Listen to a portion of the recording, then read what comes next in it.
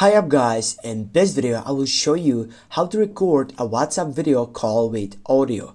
Now the simple thing what you need to do, you need to get off and you need to go on your Play Store. You need to make sure that you have downloaded a recorder which will be included in this WhatsApp site. Now for example, it has a lot of applications which are so good based in this section.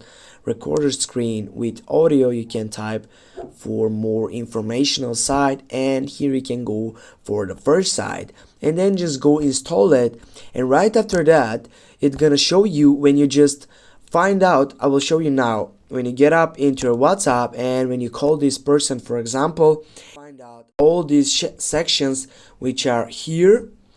And here I'm gonna get up that recording session and I'm gonna tap on it and it will says 3 2 1 and go, and it started to record. After that you're gonna just tap on that button which is selected by recorded stop side and it will be stopped. Thanks for watching. Don't forget to hit that like and share the video. See you soon guys.